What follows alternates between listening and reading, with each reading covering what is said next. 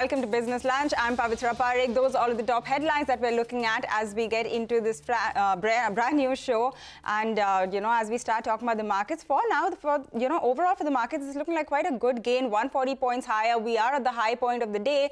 You're seeing a lot of, move coming through in some of the larger names, the likes of Reliance, which are really moving and helping the market. So right now, Reliance is sitting with a near 2.5% gain. You have something like an ITC, which has climbed even further. It's up almost 3%.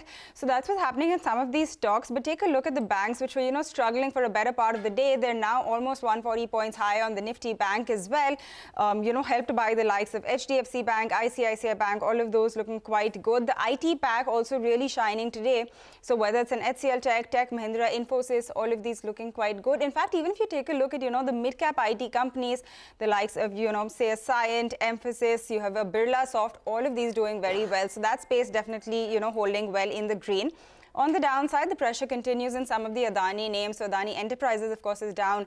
It's the top loser on the Nifty. But you also have the likes of Wilmar, Green, Transmission, all of those seeing sharp cuts. And today, we're also seeing a lot of cuts come through in the PSU stocks. So something like an NTPC, Power Grid, BPCL, all of those suffering quite a significant cut today and really sort of taking the market lower. So that's what's happening on a broad index level and on, what's going on with the sectors. But let's now get starting about some important stories that we're talking about today. And we are going to right over to Bengaluru, where it is day 2 of Aero India show. My colleague Ritu spoke to CB Ananthakrishnan, who's chairman and managing director of Hindustan Aeronautics, and began by asking him whether HAL really has any joint ventures in sight with foreign equipment providers. So let's listen in to that conversation. As part of this Aero India, and even prior to this, we have been discussing many partnerships with some of the foreign OEMs. Now, I can say that there is a lot of interest being shown by foreign OEMs to establish partnerships with HAL. So that is something which is moving on. And in fact, the IMRH also for the engines, as I have told, there is a partnership which is coming up now. And there are many other partnerships with the other OEMs which will also see in due course of time.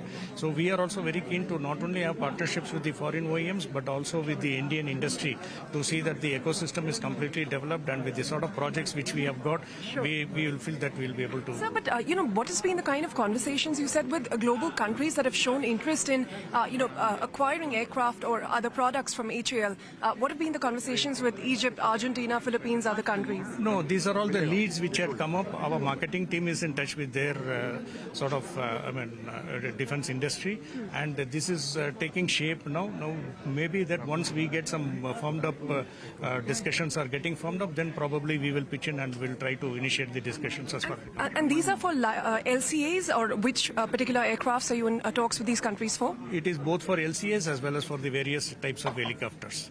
So you said, Atmanirbharta will be at all levels. And when we talk about engines, they're still largely imported from foreign countries. What is the plan as far as HAL is concerned? Are you looking to manufacture them here in India?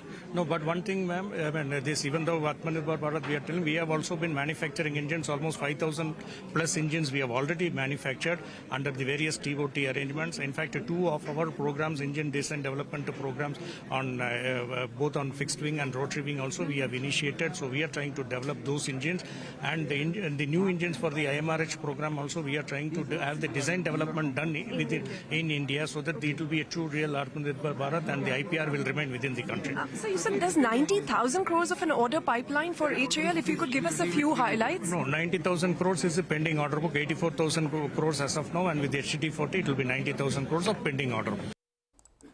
Okay, 84,000 crores of pending order book.